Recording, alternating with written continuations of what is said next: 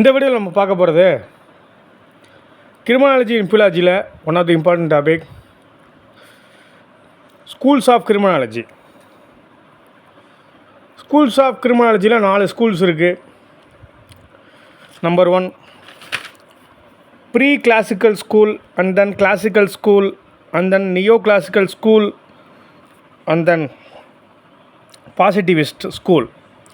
இந்த பாசிட்டிவிஸ்ட் ஸ்கூலுக்கு இன்னொரு பேர் சொல்கிறாங்க Italian school. Pre classical school, classical school, neo classical school, positivist school. அந்த பாசிட்டிவிஸ்ட் ஸ்கூலுக்கு இன்னொரு நேம் என்னென்னா இட்டாலியன் ஸ்கூல்.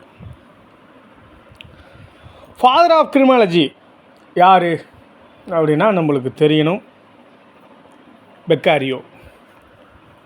பெக்காரியோ தான் ஃபாதர் ஆஃப் கிரிமினாலஜி.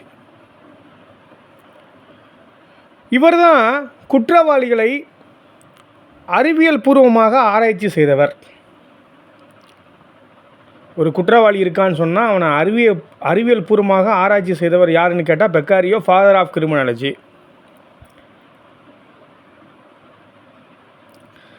இப்போ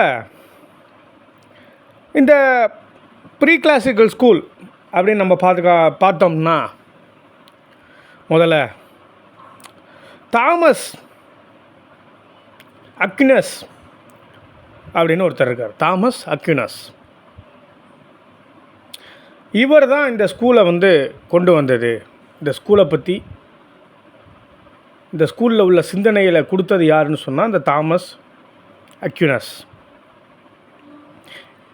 இவரோட வியூவில் என்ன சொல்கிறாரு அப்படின்னு சொன்னால், இந்த ப்ரீ கிளாசிக்கல் ஸ்கூலில் அரசன் அப்படிங்கிற ஒரு நபர் இருந்தார். எப்போன்னா 18ஆம் 19ஆம் நூற்றாண்டில் இருந்தாங்க. அப்போல்லாம் கிங் ரூல் தான், மோனாக் ரூல் தான் நமக்கு தெரியும். அவர் இறைவனின் தூதராக கருதப்பட்டார். அப்போ மூட நம்பிக்கைகள் அதிகம் நம்மளுக்கு தெரியும். இந்த ப்ரீ கிளாசிக்கல் ஸ்கூலில் ஒரு பிலீஃப் இருக்குது. General belief that individual and his actions controlled by some super power அப்படின்னு ஒரு மூட நம்பிக்கை. ஏதோ தனக்கு மேற்பட்ட அப்பாற்பட்ட சக்தி ஒன்று இருக்குது அப்படின்னு கருதப்பட்டது. அரசன் அப்படின்னு ஒருத்தர் தான், அது மோனாக் ரூலு. அரசன் நினச்சா என்ன தண்டனை வேணாலும் கொடுக்கலாம் அப்படின்னு இருந்த காலகட்டங்கள் அது. அந்த மாதிரி நேரத்தில் குற்றத்தை அறிவியல் பூர்வமாக பார்க்க முடிஞ்சிச்சா அப்படின்னா இல்லை. அரசன் என்ன சொல்கிறானோ அதான் வேத வாக்கு. அரசன் என்ன சொல்கிறானோ அதான் வேத வாக்கு. வெறும் மூட நம்பிக்கை. இவனை தூக்கிட்டு போய் நல்ல சூடான எண்ணெயை தூக்கி இவன் மேலே ஊற்றி கொண்டு இவனை அப்படின்னா முடிஞ்சு போச்சு. அங்கே இருக்க அந்த சோல்ஜர்ஸ் வருவாங்க, தூக்கிட்டு போவாங்க, கொண்டுருவாங்க. வேறு என்னென்ன தண்டனைகள்லாம் இருக்கோ அரசன் என்ன நினைக்கிறானோ அதுபடி நடக்கும். ஓகேவா? இதே காலகட்டத்தில் தான் இந்த ப்ரீ கிளாசிக்கல் ஸ்கூலில் போரில் தோல்வி அடைந்தவர் குற்றவாளியாக கருதப்பட்டார் அப்படிங்கிற. போரில் ஒரு நபர் தோற்று போயிட்டான்னு சொன்னால் அவன் குற்றவாளி. ஆனால் போரில் தோற்று போயிட்டான்ல, அதனால். ஓகேவா? தென் இப்போ உங்களுக்கு இந்த classical school, pre classical school அப்படின்னா என்ன சொல்ல வருது? இந்த ப்ரீ கிளாசிக்கல் ஸ்கூல் அப்படிங்கிறது தெரிஞ்சிருக்கும் உங்களுக்கு. அண்ட் தென் கிளாசிக்கல் ஸ்கூல், ரெண்டாவது கிளாசிக்கல் ஸ்கூல். இந்த கிளாசிக்கல் ஸ்கூலில் உள்ள விஷயத்தை சொன்னது யாருன்னா பெக்காரியாவும் ஜெர்மி பென்தமும். பெக்காரியாவும் ஜெர்மி பென்தமும் தான் இந்த கிளாசிக்கல் ஸ்கூலில் உள்ள விஷயங்களை சொன்னது. ஒவ்வொரு ஸ்கூல்லையும் ஒவ்வொரு சிந்தனை குழு அப்படின்னு ஒரு குழு அமைச்சு ஒவ்வொரு ஸ்கூல்லையும் ஒவ்வொரு மாதிரி விஷயங்களை சொல்லியிருக்காங்க. இந்த ஸ்கூலில் கிளாசிக்கல் ஸ்கூலில் உள்ள விஷயத்தை சொன்னது பெக்காரியோ அண்டு ஜெர்மி பென்தம்.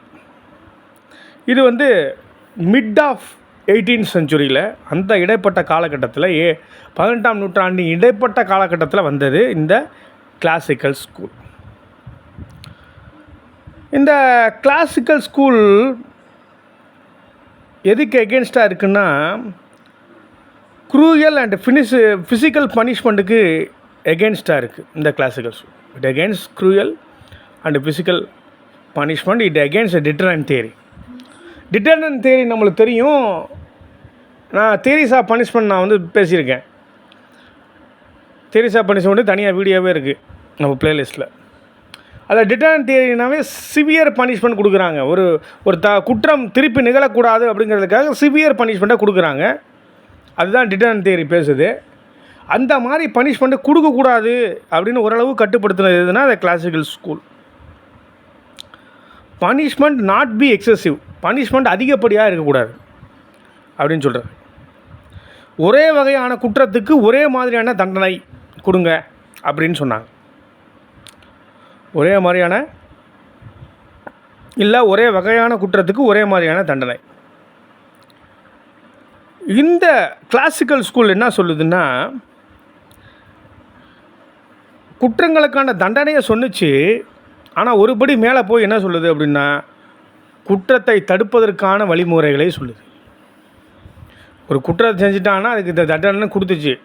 அதுதான் எக்ஸசிவாக இருக்கக்கூடாது, ரொம்ப மோசமான தண்டனைலாம் இருக்கக்கூடாது, க்ரூயாலிட்டி இருக்கக்கூடாது, சிவியர் பனிஷ்மெண்ட் இருக்கக்கூடாதுன்னு சொன்னிச்சு இந்த கிளாசிக்கல் ஸ்கூல் சொல்லுது. அது மட்டும் இல்லாமல் இந்த குற்றத்தை தடுப்பதுக்கு என்ன வழின்னு பாருங்கங்க. இதை விட மேலே போய் ஒருத்தன் துன்பப்படும் போது இன்னொருத்தன் இன்பப்படுகிறான் அப்படிங்கிறது இந்த கிளாசிக்கல் ஸ்கூல். ஒருத்தன் வந்து துன்பப்படும் போது இன்னொருத்தன் இன்பப்படுகிறான் அப்படிங்கிறது இது ஒரு மோசமான விஷயம். இந்த மாதிரி இருக்கக்கூடாது. இந்த குற்றவாளிகளை தண்டிக்கும் அதிகாரம் யார்கிட்ட இருக்குது? உயர் அதிகாரம் படைத்தவன்கிட்ட இருக்குது. Sovereign has power to punish a person, a individual. யார் தப்பு செய்கிறானோ சாவரின்னு அவனை பனிஷ் பண்ணலாம்.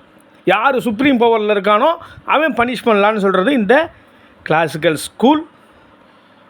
ஓகேவா? And then neo classical school. Neo classical school. இந்த நியோ கிளாசிக்கல் ஸ்கூல் ஒரு மனிதனோட மனநிலைக்கு அதிக முக்கியத்துவம் கொடுக்கிறது. ஒருத்தன் குற்றம் செஞ்சுருக்கான், அவனோட குற்றத்தை விட மனநிலைக்கு தான் அதிக முக்கியத்துவம்.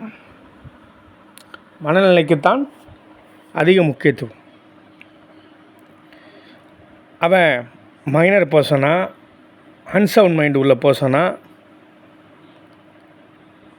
அவன் வந்து சைல்டா இல்லை இன்சேன் பர்சனா அப்படிங்கிறத பிரிச்சிச்சு இந்த நியோ கிளாசிக்கல் ஸ்கூல். ஏன்னா ஒவ்வொருத்தர் செய்கிற குற்றமும் ஒவ்வொரு தன்மை உடையது. அதை பிரித்து பார்க்கணும். எல்லா குற்றமும் ஒரே மாதிரி ஆகிடாது. ஒரு மைனர் செய்கிற குற்றமும் ஒரு இன்சேன் பர்சனுக்கு செய்கிற குற்றமும் ஒரு மென்டல் டிஸார்டர் உள்ள ஒரு இண்டிவிஜுவல் பர்சன் செய்கிற குற்றமும் ஒன்றா அப்படின்னா இல்லை. ஒவ்வொன்றும் வேறு வேறு தன்மை உடையது அப்படின்னு சொன்னிச்சு. Before neo classical school all offenders treated as same. இப்போ நம்ம ப்ரீ கிளாசிக்கல் ஸ்கூல் முன்னாடி பார்த்தோம், அதை எடுத்துக்கிட்டோம்னாலும் சரி, கிளாசிக்கல் ஸ்கூலில் பார்த்தோம் அதை எடுத்துக்கிட்டோம்னாலும் சரி, எல்லா அஃபண்டரையும் ஒரே மாதிரி ட்ரீட் பண்ணான். ஆனால் இந்த நியோ கிளாசிக்கல் ஸ்கூல் வந்ததுக்கப்புறம் என்ன சொன்னிச்சு இந்த நியோ கிளாசிக்கல் ஸ்கூல், ஒரே மாதிரி அஃபென்ஸாக பார்க்காதீங்க, ஒரே மாதிரி அஃபண்டராக பார்க்காதீங்க. அவனை பிரித்து பாருங்கள். அவன் மைனராக இருக்கலாம், அன்சவுண்ட் மைண்டாக இருக்கலாம், மென்டல் டிஸார்டர் பர்சனாக இருக்கலாம், whether he is a first அஃபண்டராக இருக்கலாம் ஆர் ஹேபிச்சுவல் அஃபண்டர் அப்படின்னு உள்ள நபராக கூட இருக்கலாம். பிரித்து பாருங்க அப்படின்னு சொன்னிச்சு இந்த neo classical school.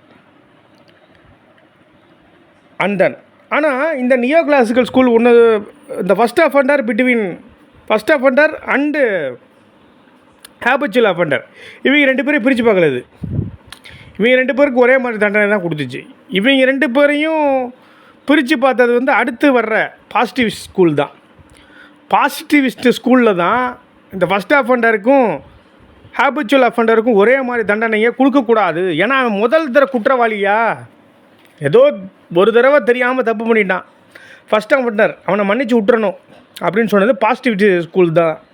But neo classical school இதை பிரித்து பார்த்துச்சே ஒழிய இந்த ஃபஸ்ட் அஃபண்டரையும் ஹேபிச்சுவல் அஃபண்டரையும் ஒன்றா தான் ட்ரீட் பண்ணுச்சு.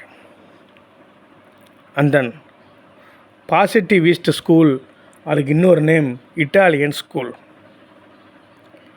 இந்த பாசிட்டிவ் ஸ்கூல் என்ன செஞ்சிச்சு அப்படின்னு சொன்னால், அந்த க்ரைமோட ரூட் காஸாக பார்த்துச்சு. எங்கேருந்து அந்த க்ரைம் அரைஸ் ஆகுது, பிஹேவியர் ஆஃப் கிரிமினல்ஸாக பார்த்துச்சு. கிரிமினல்ஸோட நடத்தை எப்படி இருக்குது, குற்றவாளிகளோட நடத்தை எப்படி இருக்குது அப்படிங்கிறத பார்த்துச்சு. பயாலஜிக்கல் ஃபேக்டர்ஸாக பார்த்துச்சு, சைக்காலஜிக்கல் ஃபேக்டர்ஸாக பார்த்துச்சு, சோஷியல் பாசிட்டிவ் விஷமாக பார்த்துச்சு. இதில் பயாலஜிக்கல் ஃபேக்டர்னால் என்ன, தே ஆர் பார்ன் கிரிமினல்ஸா. என்னங்க பிறக்கும் போதே ஒருத்தர் கிரிமினலா, எப்படிங்க அப்படி சொல்கிறான்? ஜெனட்டிக்கலாக அந்த டிஎன்ஏ அவனுக்கு கிரிமினல் டிஎன்ஏ ட்ரான்ஸ்ஃபர் இருக்கா அப்படிங்கிறத பார்த்துச்சு. அது எப்படிங்க பார்க்க முடியும்? அவங்க அப்பா பல கொலைகளை செஞ்சவராக இருக்கலாம், அவர் வந்து ஹிஸ்ட்ரி இருக்கா அப்படியே அவங்க குடும்பத்தில் அப்படின்னு பார்த்து பயாலஜிக்கல் ஃபேக்டர் இருக்கான்னு அந்த இடத்துல பார்த்தாங்க. அந்த இட்டாலியன் ஸ்கூலில், அதான் பாசிட்டிவ் ஸ்கூல் அப்படின்னு சொல்லப்படுகிற இட்டாலியன் ஸ்கூலில் இந்த விஷயங்களை பார்த்தாங்க. அதுக்கப்புறம் நான் சொன்ன மாதிரி இன்சேன் பர்சனாக மென்டல் இல்னஸ் இருக்கா அதை வச்சு டிவைட் பண்ணாங்க. இன்சேன் பர்சனுக்கு வேறு மாதிரி தண்டனை, மென்டல் இல்னஸ் அப்படின்னா அதுக்கு வேறு மாதிரி பிரித்தாங்க. அப்புறம் வந்து மைனர் பர்சன் அப்படின்னா வேறு மாதிரி பிரித்தாங்க. Focus on criminals. இந்த பாசிட்டிவ் ஸ்கூல் வந்து என்ன பண்ணுச்சுன்னா, எதோ ஃபோக்கஸ் பண்ணுச்சு, கிரிமினலை தான் ஃபோக்கஸ் பண்ணுச்சு, க்ரைமை ஃபோக்கஸ் பண்ணல. கிரிமினல் எப்படிப்பட்டவன், தே ஆர் பார்ன் கிரிமினலா, அவனோட சைக்காலஜிக்கல் ஃபேக்டர்ஸ் எப்படி, அண்ட் சோஷியல் பாசிட்டிவிசம் எப்படி அப்படிங்கிறத பிரிச்சிச்சு. மோரோவர் என்ன சொன்னிச்சு, அக்கேஷ்னலாக குற்றம் செய்கிறவர் அவர், எப்போயோ இந்த மாதிரி தவறு செய்கிறவனா, இல்லை பேஷனேட் கிரிமினலா அப்படின்னு ஒரு விஷயம் சொல்கிறாங்க. பேஷனுக்காக குற்றங்கள் செய்கிறவனா, தான் இந்த மாதிரி ரவுடித்தனமாக நாலந்து கத்தி அருவா எடுத்துக்கிட்டு 4 பேரை கொலை பண்ணாதான் என்னையை பார்த்து சில பேர் பயப்படுவான் அப்படின்னு பேஷனுக்காக குற்றங்களை செய்கிறவனா, ஹேபிச்சுவல் அஃபண்டரா, தொடர் குற்ற பழக்கமுடையவரா. ஒருத்தன் திருடுறான், பிட் பாக்கெட்டு, எப்போ பார்த்தாலும் பிட் பாக்கெட்டு தாங்க, 10 நாளைக்கு ஒருக்கா பிட் பாக்கெட் வச்சுருவான், ஹேபிச்சுவல் அஃபண்டர். எப்போ பார்த்தாலும் மர்டர் கேஸ், இப்போ மேலே ஏகப்பட்ட மர்டர் கேஸ் இருக்குங்க, வருஷத்துக்கு ஒரு மர்டர் கேஸில் கண்டிப்பாக உள்ளே வந்துடுவான், ஹேபிச்சுவல் அஃபண்டர்.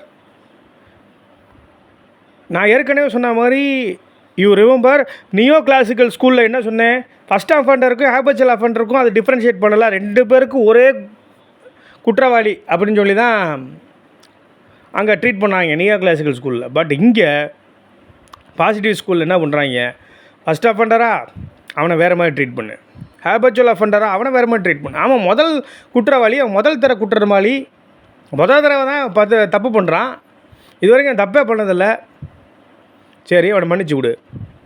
ஹேபிச்சுவல் அஃபண்டர்னால் அவனை வேறு மாதிரி ட்ரீட் பண்ணு. அதுக்கப்புறம் பார்ன் கிரிமினல்ஸ்னால் வேறு மாதிரி ட்ரீட் பண்ணு, பயாலஜிக்கல் ஃபேக்டர்ஸை பார்த்து.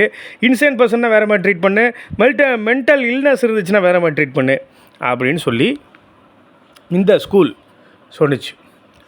இப்போ இது வரைக்கும் உங்களுக்கு 4 ஸ்கூல் சொல்லியிருக்கேன். இதெல்லாம் புக்கிலெல்லாம் போய் படித்தா இன்றைக்கி ஒரு நாள் பத்தாது படிக்கிறதுக்கு. நான் ஷார்ட்டாக சொல்லியிருக்கேன், என்ன விஷயம் எக்ஸாமுக்கு தேவையோ அதை சொல்லியிருக்கேன்.